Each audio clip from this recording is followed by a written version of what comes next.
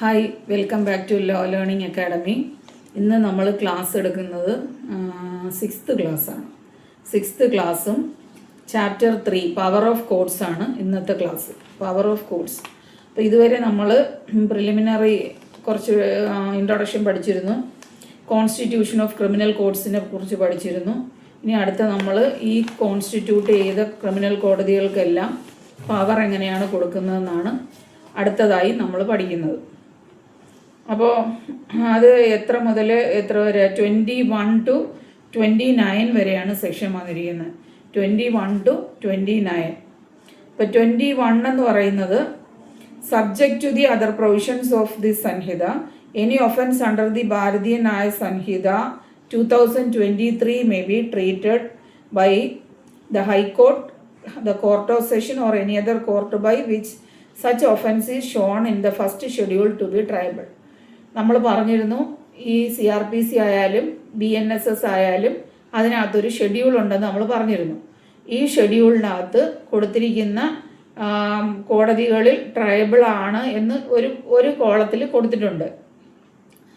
ആ കോടതികളിൽ ഈ പറയുന്ന കേസുകൾ, ആ കോടതികളിൽ അതാത് ഒഫൻസിൻ്റെ കേസുകൾ ട്രയബിൾ ചെയ്യാൻ പറ്റുന്നതാണ് എന്നാണ് ഈ ആക്ട് പറയുന്നത്. അതിൽ ഒരു കാര്യമുണ്ട്, ഈ പറയുന്ന ന്യായ സംഹിതയിൽ shall be tried after such as far as practicable by a court presided over by a woman.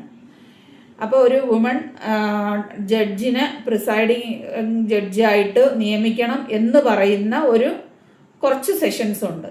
ഇപ്പോൾ അത് നമ്മൾ നോക്കാം.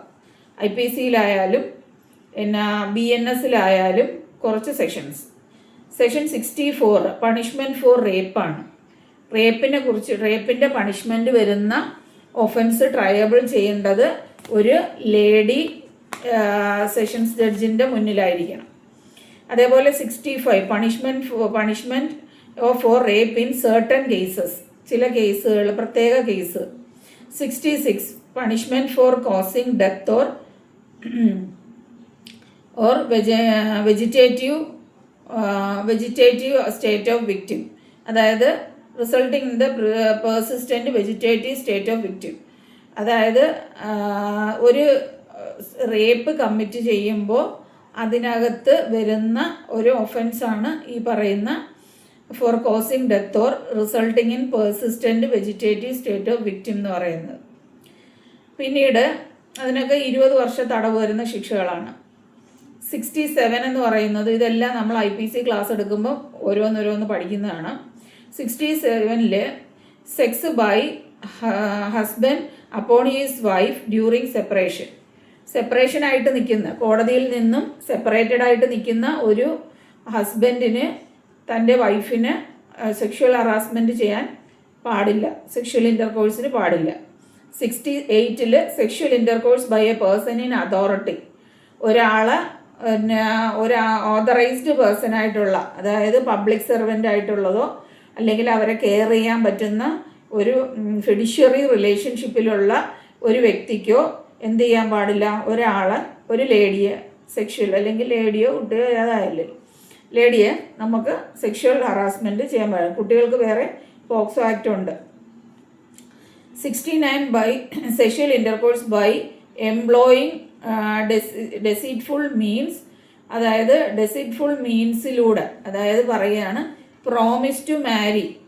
നിങ്ങൾ സെക്ഷൽ ഇൻ്റർകോഴ്സിന് തയ്യാറാവുകയാണെങ്കിൽ പ്രോമിസ് ടു മാരിയാണ്, വിവാഹം കഴിച്ചു കൊള്ളാം എന്നുള്ള പ്രോമിസ് കൊടുത്തുകൊണ്ട് നമ്മൾ അവരെ സെക്ഷൽ ഇൻ്റർകോഴ്സിന് നിർബന്ധിക്കുന്നതാണ് സെക്ഷൻ 69. 70 വരുന്നത് ഗ്യാങ് റേപ്പ്. 71 വരുന്നത് പണിഷ്മെൻറ്റ് ഫോർ റിപ്പീറ്റഡ് ഒഫൻസ്.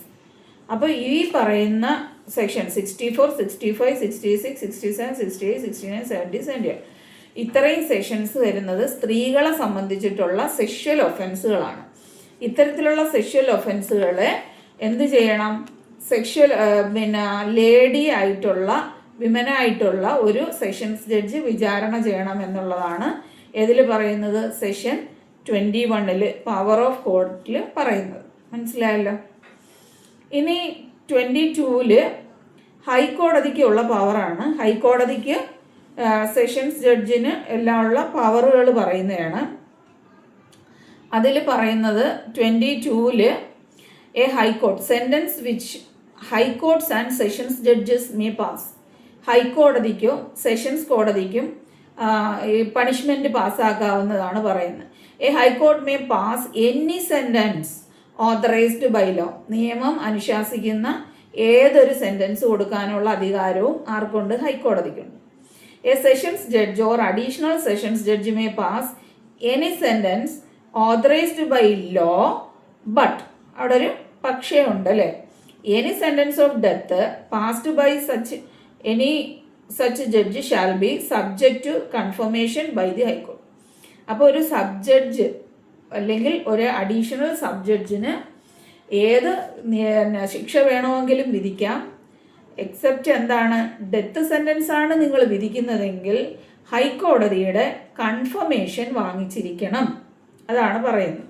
ഇതാണ് സെക്ഷൻ 22-ൽ പറയുന്നത്. ഇനി 23-ൽ കോടതികളുടെ, ഇനി താഴെ കോടതികളുടെ പവറുകളാണ് പറയുന്നത്. 23-ൽ പറയുന്നതെന്ന് വെച്ച് കഴിഞ്ഞാൽ, the court of chief judicial magistrate may pass any sentence authorized by law except a sentence of death or imprisonment for life or imprisonment for a term exceeding 7 years. അപ്പോൾ ചീഫ് ജുഡീഷ്യൽ മജിസ്ട്രേറ്റിനും നിയമം അനുശാസിക്കുന്ന തരത്തിലുള്ള ഒരു punishment പാസ്സാക്കാനുള്ള അധികാരമുണ്ട്. Except എന്താണ്, ഡെത്തോ life ഇംപ്രിസൺമെൻറ്റോ ഒഴികെ 7 വർഷം four a term, 7 വർഷത്തിൽ കുറയാത്ത ശിക്ഷ. മനസ്സിലായില്ലേ? Court of chief judicial magistrate may pass any sentence authorised by law except a sentence of death or imprisonment of life or imprisonment for a term exceeding 7 years. 7 വർഷത്തിൽ കവിഞ്ഞുള്ള ഒരു ശിക്ഷ കൊടുക്കാവുന്ന ഒരു section, ഒരു ചാർജ് അല്ലെങ്കിൽ ഒരു പവറാണ് CJMനുള്ളത്. ഇനി അപ്പോൾ മജിസ്ട്രേറ്റ് കോടതിക്കോ? ഇപ്പോൾ 7 വർഷം വരെ CJMൻ്റെ കാര്യം പറഞ്ഞു. മജിസ്ട്രേറ്റ് കോടതിക്കോ? Court of a magistrate of first class may pass a sentence of imprisonment for a term not exceeding 3 years. അവിടെ ഫൈന് കൂട്ടിയിട്ടുണ്ട് ഇപ്രാവശ്യം. ഫൈൻ നോട്ട് എക്സീഡിങ് 50,000 ആക്കിയിട്ടുണ്ട്. പിന്നീട് ഒരു ശിക്ഷ ആഡ് ചെയ്ത് വന്നിട്ടുണ്ട്. ഓർ ഓഫ് ബോത്ത്, രണ്ടും വേണമെങ്കിൽ കൊടുക്കാം. ഓർ ഓഫ് കമ്മ്യൂണിറ്റി സർവീസും കൊടുക്കാം. അതാണ് ഇപ്പം പുതിയ ഭാരതീയ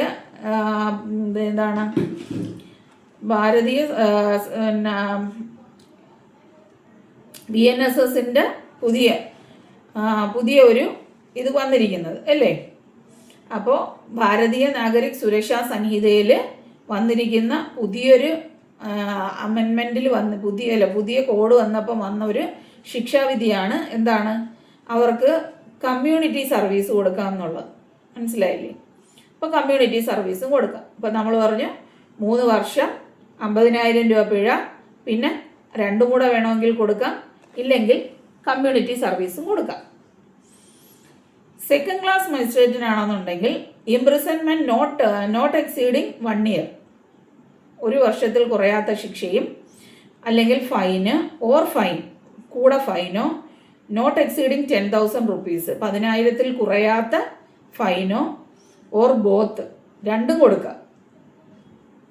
1 വർഷം ശിക്ഷ കൊടുക്കാം, എലോങ് വിത്ത് ഫൈൻ കൊടുക്കാം, അതിനോടൊപ്പം എന്ത് ചെയ്യാം, കമ്മ്യൂണിറ്റി സർവീസും കൊടുക്കാം. എന്നെ ഓറാണ് കേട്ടോ, ഓർ ഓഫ് കമ്മ്യൂണിറ്റി സർവീസ് കൊടുക്കാം, അല്ലെങ്കിൽ കമ്മ്യൂണിറ്റി സർവീസ് കൊടുക്കാം. അപ്പോൾ ഫൈൻ മാത്രമാണെങ്കിൽ കൊടുക്കാം, പിന്നെ ഇംപ്രിസൺമെൻറ്റ് മാത്രമാണെങ്കിൽ കൊടുക്കാം, ഫൈനും ഇംപ്രിസൺമെൻറ്റും കൂടെ ചേർന്ന് കൊടുക്കാം, അല്ലെങ്കിൽ കമ്മ്യൂണിറ്റി സർവീസ് കൊടുക്കാം.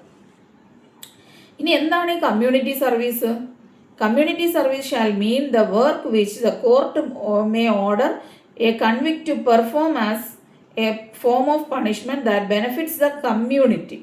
പണിഷ്മെൻറ്റ് കൊടുക്കുന്നത് കമ്മ്യൂണിറ്റിക്കകത്തുള്ള ഒരു കമ്മ്യൂണിറ്റിയിൽ അയാളൊരു ജോലി ചെയ്യട്ടെ എന്നുള്ളതാണ്.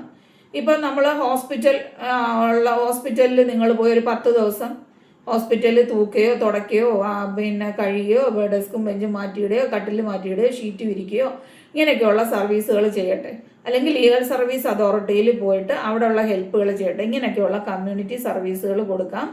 Four which he shall not be entitled to any remuneration. പക്ഷേ അയാൾക്ക് റിമ്യൂണറേഷൻ കൊടുക്കത്തില്ല. മനസ്സിലായല്ലേ? അയാൾക്ക് റിമ്യൂണറേഷൻ ഇല്ല. അതാണ് 23. ഇനി അടുത്ത 24 പറയാം. 24ൽ sentence of imprisonment in default of fine ആണ്. Sentence of imprisonment in default of fine ആണ്. അതായത് നമ്മളിപ്പോൾ ഒരു ഇംപ്രിസൺമെൻറ്റ് കൊടുത്ത് ഇംപ്രിസൺമെൻറ്റിൻ്റെ കൂടെ ഫൈനും കൂടെ കൊടുക്കുകയാണെങ്കിൽ ആ സെൻറ്റൻസിന് ആ ഫൈൻ അടയ്ക്കാൻ അയാൾക്ക് കഴിയുന്നില്ല എങ്കിൽ ആ ഫൈന് പകരം നമുക്ക് എന്ത് ചെയ്യാം? മജിസ്ട്രേറ്റിന് ഇംപ്രിസൺമെൻറ്റ് കൊടുക്കാം. അപ്പം ഈ നിയമത്തിൽ പറയുന്ന എത്ര ഇംപ്രിസൺമെൻറ്റ് വേണമെങ്കിലും കൊടുക്കാം, but not exceeding powers of magistrate. പക്ഷേ മജിസ്ട്രേറ്റിന് 3 വർഷം ശിക്ഷ കൊടുക്കാൻ അധികാരമുള്ളിടത്തോളം ആ 3 വർഷത്തിൽ കൂടുതൽ കാലം എന്ത് കൊടുക്കാൻ പാടില്ല? ഈ ഫൈന് പകരമുള്ള ഇംപ്രിസൺമെൻറ്റ് കൊടുക്കാൻ പാടില്ല. അതായത് court of magistrate may award such term of punishment in default of payment of fine as is authorised by law provided that is not in excess of the powers of magistrate.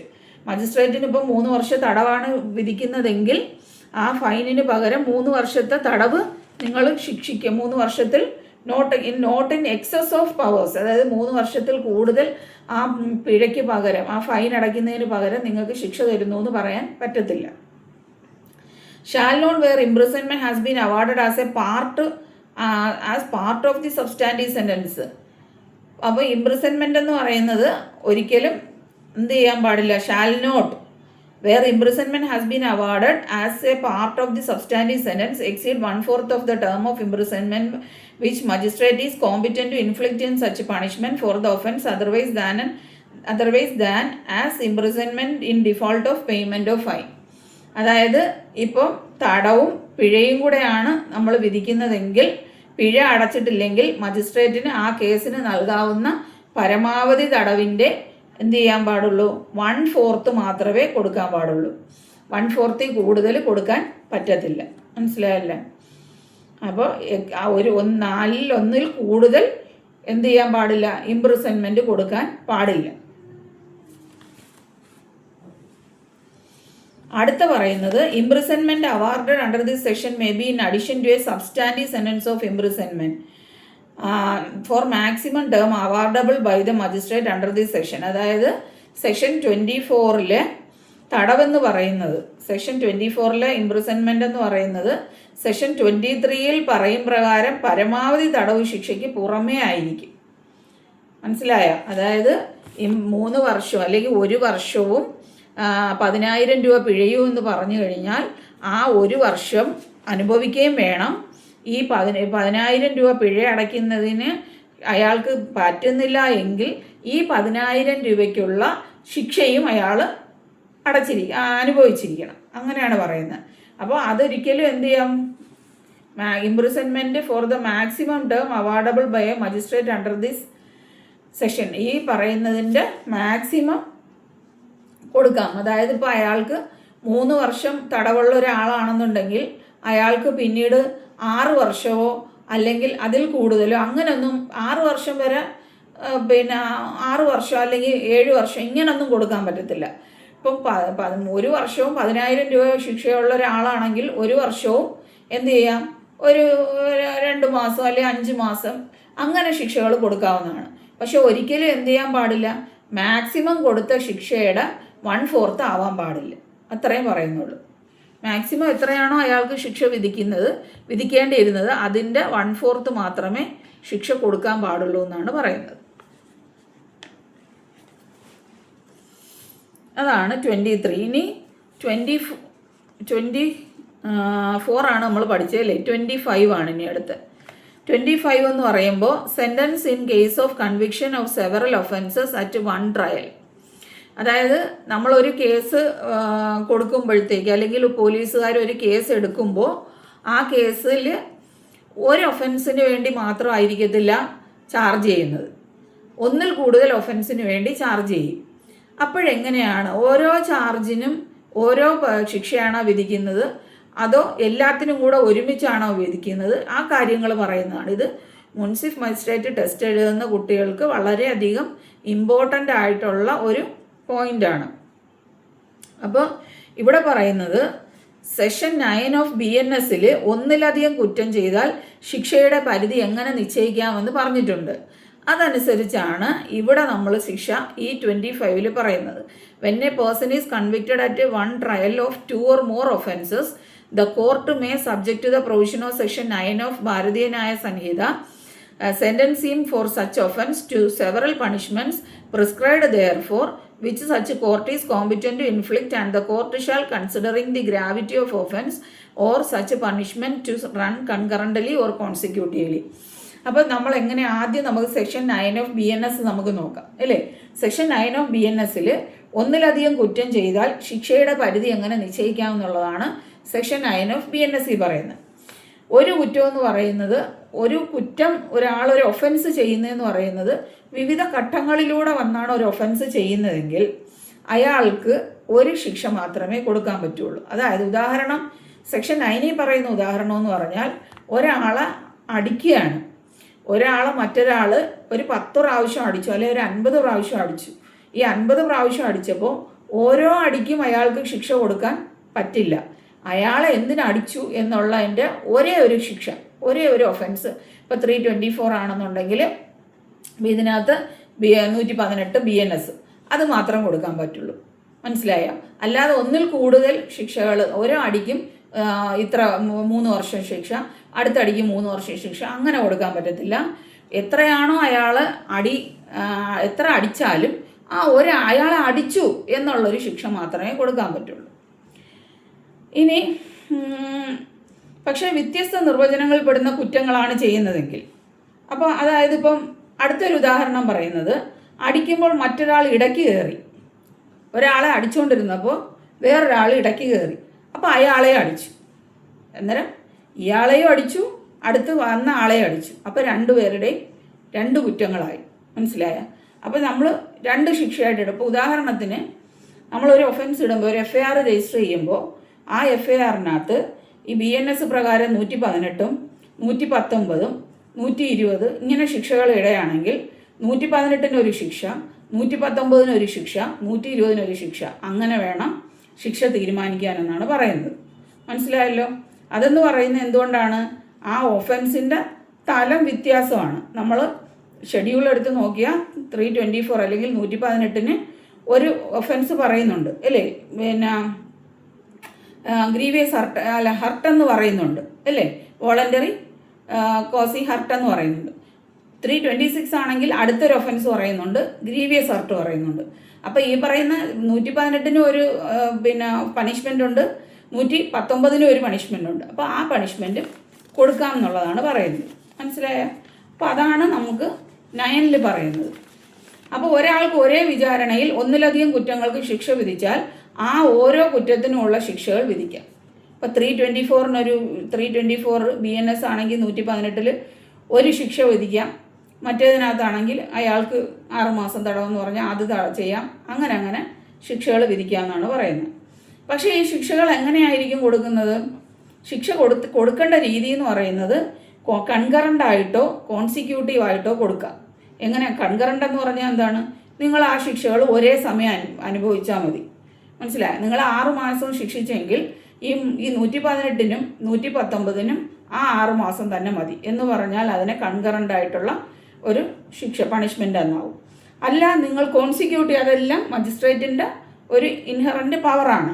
അപ്പോൾ magistrate പറയുകയാണ്, ഇല്ല ഇയാൾ കോൺസിക്യൂട്ടീവായിട്ട് അനുഭവിക്കണമെന്ന് പറഞ്ഞാൽ 6 മാസം ഇത്ര 118-ൻ്റെ ശിക്ഷ അനുഭവിച്ചിട്ട് അടുത്ത 6 മാസം, അല്ലെങ്കിൽ 1 വർഷമാണെങ്കിൽ 1 വർഷം അനുഭവിച്ചിട്ട് അടുത്ത 1 വർഷം. നമ്മൾ ഈ ജഡ്ജ്മെൻ്റൊക്കെ എടുത്ത് വെച്ച് വായിക്കുമ്പോൾ നിങ്ങൾക്ക് മനസ്സിലാവും. ഓരോ ജഡ്ജ്മെൻറ്റിലും നമ്മൾ കൊടുത്തിരിക്കുന്നത്, ഇപ്പോൾ 326 ചെയ്യുകയാണ്, 376 BNSനകത്ത് വരുമ്പോഴത്തേക്ക് എത്ര 65, 64, 65 ഒക്കെ വരില്ലേ? അതിലൊക്കെ എന്ന് പറയുമ്പോഴത്തേക്കും ഓരോ ഒഫൻസുകൾ, അതായത് അവർ ചിലപ്പം തടഞ്ഞു വെച്ചുകൊണ്ടായിരിക്കും ചെയ്യുന്നത്. അപ്പോൾ തടഞ്ഞു വെച്ചതിനൊരു ശിക്ഷ, അവരെ റേപ്പ് ചെയ്തതിനൊരു ശിക്ഷ, അങ്ങനെ പലതരത്തിലുള്ള ശിക്ഷകളായിരിക്കും തരുന്നത്. പക്ഷെ അത് കൺകറൻ്റായിട്ടോ കോൺസിക്യൂട്ടീവായിട്ടോ അത് അനുഭവിച്ചാൽ മതി എന്നാണ് പറയുന്നത്. മനസ്സിലായല്ലേ?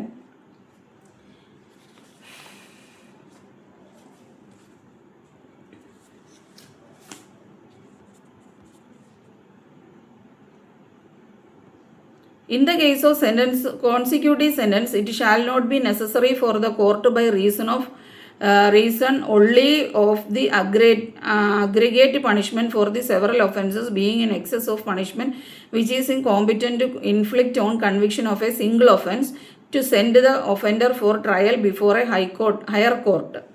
അപ്പം in the case of consecutive sentences, അപ്പം ഈ കോൺസിക്യൂട്ടീവ് സെൻറ്റൻസ് ആയിട്ട് വരുന്ന കേസുകളിൽ ഈ shall not be necessary for the court, കോടതിക്ക് വേണമെന്നുണ്ടെങ്കിൽ ഇതിപ്പം ഈ ശിക്ഷകളെല്ലാം കൂടെ വരുമ്പോഴത്തേക്കും ആ കോടതിയുടെ പരിധി അങ്ങ് കവിഞ്ഞു പോകും. അങ്ങനെയാണെന്നുണ്ടെങ്കിൽ എന്ത് ചെയ്യണ്ട, അങ്ങനെയാണെന്നുണ്ടെങ്കിൽ അത് ഒരു ഹയർ കോടതിയിലോട്ട് അയക്കണമെന്നില്ല. മനസ്സിലായ? അതൊരു ഹയർ കോടതി, ഷാൽ നോട്ടാണ് പറയുന്നത്. In the case of consecutive sentence, it shall not be necessary for the court by reason only of the aggregate punishment for the several offences being in excess of the punishment which is competent to inflict on conviction of a single offence to send the offender for trial before a higher court, provided that in no case shall such a person be sentenced to imprisonment for a longer period than 20 years. പക്ഷേ അവിടെ ഒരു proviso ഉണ്ട്. No case അയാളെ ഒരു 20 വർഷത്തേക്കൊന്നും ശിക്ഷിച്ച് കഴിയാൻ പാടില്ല. In no case shall such a person be sentence to imprisonment for a longer period than 20 years. 20 വർഷത്തിന് മുകളിലുള്ള ശിക്ഷയൊന്നും വിധിച്ച് കളയരുത്. അങ്ങനെയൊക്കെ വിധിക്കുകയാണെങ്കിൽ ഹയർ കോടതിയിൽ പോയേ പറ്റുള്ളൂ. The aggregate punishment shall not exceed twice the amount of punishment which the court is competent to inflict for a single offence. അടുത്ത proviso പറയുകയാണ്, ഈ അഗ്രിഗേറ്റ് ആയിട്ടുള്ള പണിഷ്മെൻറ്റ്, അതായത് ഈ കൊടുത്തിരിക്കുന്ന ഓരോന്നിനും 118-ന് ഒരു 3 വർഷം കൊടുത്തു, 119-ന് ഒരു 6 മാസം കൊടുത്തെങ്കിൽ ഓക്കെ. പക്ഷേ 118-ന് ഒരു 3 വർഷം കൊടുത്ത് 119-നും ഒരു 3 വർഷം കൊടുക്കുകയാണെന്നുണ്ടെങ്കിൽ ഇവിടെ പറയുന്നത് shall not exceed twice the amount of punishment which the court is competent inflict a single offence. അങ്ങനെ ചെയ്യാൻ പാടില്ല. അതെന്തുകൊണ്ടാണ്? ആ കോടതിക്ക് 3 വർഷം വരെ ശിക്ഷ വിധിക്കാനുള്ള കാലാവധി ജൂറിസ്ഡിക്ഷനേ ഉള്ളൂ.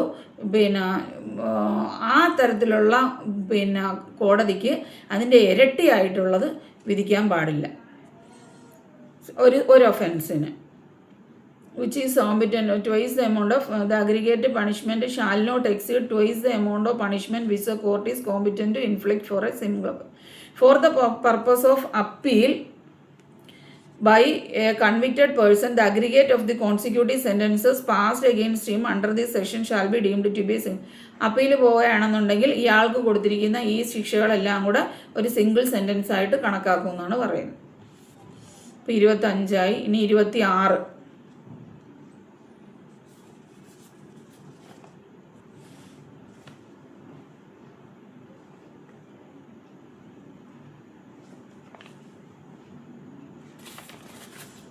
ഇനി 26-ൽ മോഡ് ഓഫ് കൺഫറിങ് പവേഴ്സാണ്. അതൊന്നും വലിയ ഇമ്പോർട്ടൻ്റ് ഇല്ല. അധികാരം നൽകുന്ന വിധമാണ് പറയുന്നത്. ഹൈക്കോടതിയോ സ്റ്റേറ്റ് ഗവൺമെൻറ്റിനോ മേ ഓർഡർ അവരുടെ പദവികളുടെ അടിസ്ഥാനത്തിൽ അധികാരം കൊടുക്കാം. എന്ന് മുതലാണോ അധികാരം കിട്ടുന്നത് അത് നമുക്ക് വലിയ ഇമ്പോർട്ടൻ്റ് ഉള്ള കാര്യമില്ല. ജുഡീഷ്യൽ മജിസ്ട്രേറ്റ് ഫസ്റ്റ് ക്ലാസ്സിനോ അല്ലെങ്കിൽ സെക്കൻഡ് ക്ലാസ്സിനോ ഒക്കെ ഹൈക്കോടതിക്കോ അല്ലെന്നുണ്ടെങ്കിൽ സ്റ്റേറ്റ് ഗവൺമെൻറ്റിനോ അധികാരം കൊടുക്കാം. എന്നാണ് അധികാരം കൊടുക്കുന്നതെന്ന് വെച്ച് കഴിഞ്ഞാൽ അന്ന് മുതൽ അവർക്ക് ആ പവർ ഉപയോഗിക്കുക എന്നുള്ളതാണ് പറയുന്നത്. പിന്നെ 27 ആണ് അടുത്തത്. 27-ൽ പവേഴ്സ് ഓഫ് ഓഫീസേഴ്സ് അപ്പോയിൻറ്റഡ്, അതും വലിയ ഇമ്പോർട്ടൻ്റ് ഇല്ല. അതായത് whenever any person holding an office in service of government who has been invested by the High Court or state government with any powers under the Sanhita throughout the local area is appointed to an equal or higher office of the same nature within a like local area under the same government, he shall, unless the High Court or the state government, as the case may be, otherwise direct or as otherwise directed, exercise the same powers in the local area in which he is appointed. അതെന്ന് വെച്ചാൽ power കൊടുക്കുന്നത് അവർക്ക് power കൊടുക്കുന്ന അനുസരിച്ച് ഓഫീസേഴ്സിനെ appoint ചെയ്യുന്ന കാര്യമുള്ളൂ. അതൊന്നും വലിയ ഇമ്പോർട്ടൻ്റ് ഒന്നുമല്ല. ഇനി അടുത്ത 28 വിഡ്രോവൽ ഓഫ് പവേഴ്സ്, അതും ഇതുപോലെ തന്നെയാണ്. എന്താണ് ഹൈക്കോടതിക്കോ സ്റ്റേറ്റ് ഗവൺമെൻറ്റിനോ വിഡ്രോ ചെയ്യാനുള്ള അധികാരമുണ്ട്. ഈ കൊടുത്ത പവറുകൾ വിഡ്രോ ചെയ്യാനുള്ള അധികാരമുണ്ട്. Or any powers conferred under this Sanhita or any person or any officer subordinate to it. അപ്പോൾ അവരുടെ സബോർഡിനേറ്റ് ആയിട്ടുള്ള ഓഫീസേഴ്സിന് കൊടുത്ത പവറെല്ലാം പിൻവലിക്കാനുള്ള അധികാരമുണ്ട്. Any powers conferred by a chief judicial magistrate or district magistrate may be withdrawn by the respective magistrate by whom such power were conferred. അതും withdraw ചെയ്യാനുള്ള അധികാരമുണ്ട്. ഇതൊന്നും വലിയ ഇമ്പോർട്ടൻ്റ് ആയിട്ടുള്ള സംഭവമൊന്നുമല്ല. ഇനി 29 29 powers of judges and magistrate exercisable by their successors in office. അതായത് ഇപ്പം ഒരാൾ വേക്കൻ്റായി കഴിയുമ്പോഴോ അല്ലെങ്കിൽ അവരുടെ സക്സസേഴ്സിനെ അവിടെ അപ്പോയിൻറ്റ് ചെയ്യുന്നത് എങ്ങനെയാണെന്നുള്ളതാണ്. Subject to the other provision of the Sanhita, powers and duties of a judge or magistrate may be exercised or performed by his successor. ഈ സംഹിതയുടെ അടിസ്ഥാനത്തിൽ മജിസ്ട്രേറ്റിൻ്റെ അല്ലെങ്കിൽ ജഡ്ജിൻ്റെ ഡ്യൂട്ടീസ് എന്ത് ചെയ്യാം, അവരുടെ സക്സസേഴ്സിന് ഓഫീസേഴ്സിന് ഉപയോഗിക്കാം. When there is any doubt as to who is success, എന്തെങ്കിലും ഒരു ഡൗട്ട് അതിൽ വരുന്ന സാഹചര്യത്തിൽ session judge shall determine by order in writing the judge who shall for the purpose of this Sanhita or any. അങ്ങനെ എന്തെങ്കിലും ഒരു സംശയം വരുന്ന സമയത്ത് സെഷൻ ജഡ്ജ് എന്ത് ചെയ്യും, ഓർഡർ ആക്കി കൊടുക്കും, എഴുതി കൊടുക്കും, ഇങ്ങനെ ഇന്ന ആൾ സബോർഡിനേറ്റ് ആയിട്ട് സക്സസറായിട്ട് ഇരിക്കണമെന്ന്. When there is any doubt as who is the successor in office of any magistrate or chief judicial magistrate or district magistrate as the case may be shall determine by order in writing the magistrate who shall for the purpose of this sanhida or of any proceedings under there shall be deemed to be the successor in office of magistrate. അതൊന്നും വലിയ important ഇല്ല. മജിസ്ട്രേറ്റിന് power കൊടുക്കുന്നതും അവർ successors ആരാന്നൊക്കെ നിശ്ചയിക്കുന്നതൊക്കെയാണ്. അതൊക്കെ നമ്മൾ ഒരു magistrate ആയിട്ട് പോയി കഴിഞ്ഞാൽ നമുക്കതൊക്കെ മനസ്സിലാക്കാവുന്ന കാര്യങ്ങളേ ഉള്ളൂ. വേറെ ഒന്നും ഇതിനകത്തില്ല. ചാപ്റ്റർ 2 എന്ന് പറയുന്നത് ഇവിടെ നമുക്ക് തീർക്കാവുന്നതേ ഉള്ളൂ. വേറെ വലിയ ഭയങ്കരമായിട്ടുള്ള ഇമ്പോർട്ടൻസ് ഇല്ല. പക്ഷേ പണിഷ്മെൻറ്റ് കൊടുക്കുന്ന കാര്യങ്ങളെല്ലാം നിങ്ങൾ മനസ്സിലാക്കി വെക്കേണ്ടതാണ്. അപ്പോൾ നിങ്ങൾക്കെല്ലാം ഞാൻ പറഞ്ഞത് മനസ്സിലായി എന്ന് തോന്നുന്നു. അപ്പോൾ അങ്ങനെയാണെന്നുണ്ടെങ്കിൽ നിങ്ങൾ എന്ത് ചെയ്യണം, നല്ല രീതിയിൽ പഠിക്കണം, പഠിച്ച് നല്ല മാർക്ക് മേടിക്കണം. സ്പീഡാക്കിയിട്ട് ഈ വീഡിയോ കേട്ടിട്ട് നിങ്ങൾക്ക് പഠിക്കാം. ഒഫൻസ് ഏതൊക്കെ കോടതികളാണ്, offence which courted by which offence triable, ഏതൊക്കെ കോടതിയിൽ ഒഫൻസുകൾ നോക്കാമെന്ന് പറഞ്ഞു. Sentence which high court and sessions judge may be, ഏതൊക്കെ ഹൈക്കോടതിക്ക് ഏതാണ് പവർ, എല്ലാ തരത്തിലുള്ള ഒഫൻസുകളും കൈകാര്യം ചെയ്യാനുള്ള പവർ ഉണ്ടെന്ന് പറഞ്ഞു. സെഷൻസ് ജഡ്ജിക്കോ അഡീഷണൽ സെഷൻസ് ജഡ്ജിക്കോ പിന്നെ എല്ലാത്തിനുമുള്ള പവറുണ്ട്. പക്ഷേ ഡെത്ത് കൺഫർമേഷൻ ചെയ്യണം. ഡെത്താണ് പാസ്സാക്കുന്നതെങ്കിൽ ഹൈക്കോടതിയുടെ കൺഫർമേഷൻ വേണമെന്ന് പറഞ്ഞു. സെൻറ്റൻസസ് വിച്ച് മജിസ്ട്രേറ്റിനുള്ള പവർ എന്ന് പറയുന്നത് 3 വർഷവും 50,000 രൂപയുമാണ്. അല്ലെങ്കിൽ ഇത് രണ്ടും കൂടെ കൊടുക്കാം. അതല്ലെന്നുണ്ടെങ്കിൽ എന്ത് ചെയ്യാം, ഓറാണ് അവിടെ കമ്മ്യൂണിറ്റി സർവീസ് കൊടുക്കുക എന്ന് പറയുന്നു. സെക്കൻഡ് ക്ലാസ് മജിസ്ട്രേറ്റിനാണെന്നുണ്ടെങ്കിൽ 1 വർഷവും 10,000 രൂപയും പിന്നെ കമ്മ്യൂണിറ്റി സർവീസും പറയുന്നുണ്ട്. പിന്നെ sentence of imprisonment four default of fine, അതെന്ന് പറയുന്നത് എപ്പോഴും ചോദിക്കുന്ന ചോദ്യത്തിൽ വരുന്നതെന്ന് വെച്ച് കഴിഞ്ഞാൽ മാക്സിമം പണിഷ്മെൻറ്റിൻ്റെ 1/4 കൊടുക്കാൻ പാടില്ല, അല്ലാതെയാണ് കൊടുക്കുന്നത്. പിന്നെ മജിസ്ട്രേറ്റിന് ഇരട്ടി, അതായത് ഇപ്പം മജിസ്ട്രേറ്റിനുള്ള പവർ എന്ന് പറയുന്നത് 3 വർഷമാണെന്നുണ്ടെങ്കിൽ 3ൻ്റെ ഇരട്ടി ആയിട്ടുള്ള പണിഷ്മെൻ്റൊന്നും കൊടുക്കാൻ പാടില്ല. അതിൽ ജസ്റ്റ് താഴെ നിന്നുള്ള പണിഷ്മെൻറ്റുകൾ കൊടുക്കാം. പിന്നെ പവറൊക്കെ കൊടുക്കുന്നതുള്ളൂ. അപ്പോൾ ഇത്രയൊക്കെ ഉള്ളൂ. ഈ ചാപ്റ്റർ നല്ലോണം പഠിക്കുക, നല്ല മാർക്ക് മേടിക്കുക. എന്തെങ്കിലും ഡൗട്ട് ഉണ്ടെങ്കിൽ കമൻറ്റ് ചെയ്യുക. Okay, thank you.